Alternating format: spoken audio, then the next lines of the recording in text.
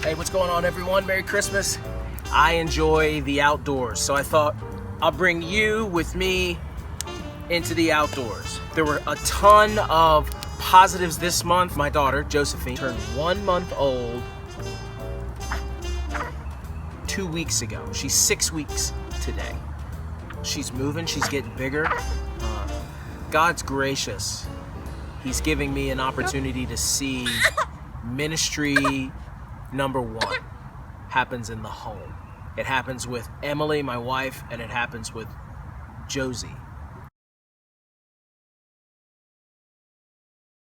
All right, the Wednesday rundown. 3 huddles before 10 o'clock. All right, Marriott's Ridge, and then Patapsco Middle School, and then Wilde Lake High School, all before 10, and then Long Reach at 2:30.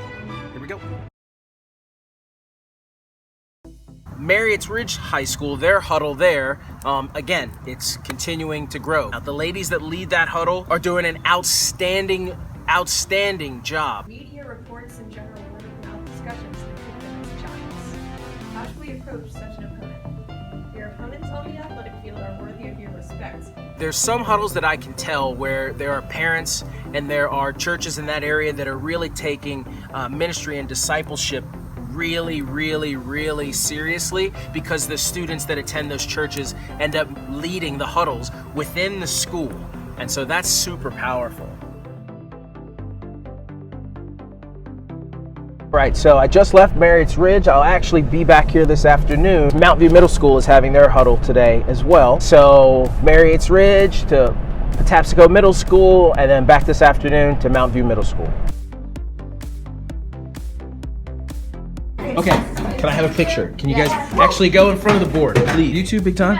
Oh, come on, bro. No, right here. And just left the huddle from Patapsco Middle School. They got into the beheading of John the Baptist today. It was an interesting conversation, but it was good that they had it. So the story of John the Baptist and his beheading, because the particular passage had to do with Herod being enticed by the dancing of his wife's daughter. But the cool thing that came from that was a genuine conversation with students about, where have you drawn your boundary lines? What things will you do and what things will you not do? What things will you not be enticed by, and what things have you not even thought about drawing a boundary and saying, I'll go here and here, but I won't go here. The conversation was rich, and it was driven by the beheading of John the Baptist.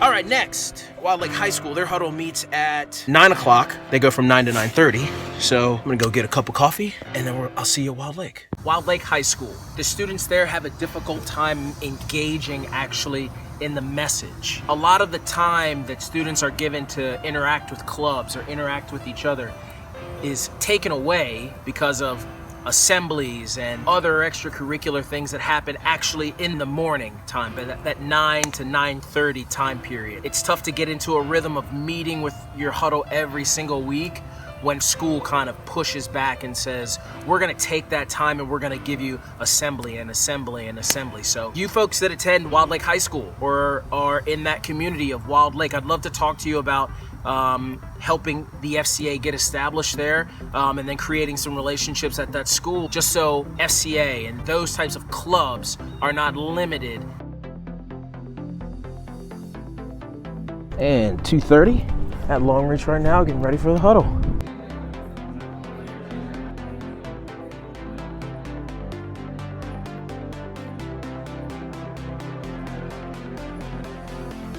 Sometimes the most difficult thing with FCA and huddles in the schools when you have student leaders is students don't show up.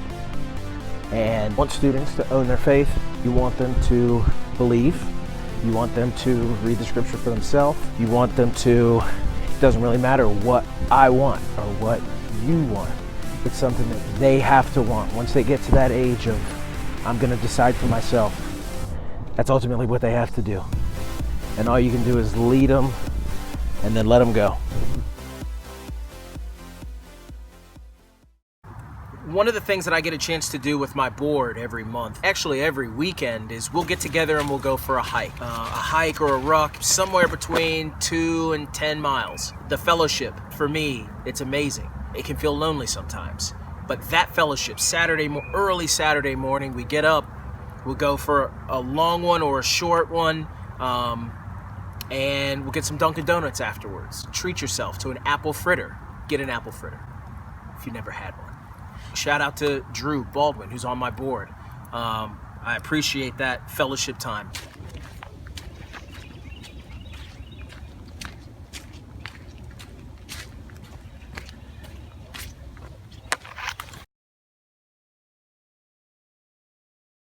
So one of the last things that I had a chance to do before school was done for the Christmas break was I had a chance to go up to Carroll County, and we had a chance to go through the fundraiser training for FCA staff members. What's up, everybody? We are here at the Carroll County office today for an intern fundraising boot camp. We have interns from Carroll County and Frederick County and one high school student that are going to be interning in different capacities either this school year or this summer, and we're just teaching them how to raise money the FCA way. This is the December wrap-up for FCA in Howard County. Thank you, all of you that support FCA, and I pray that you have a happy new year. We'll see you in January 2020.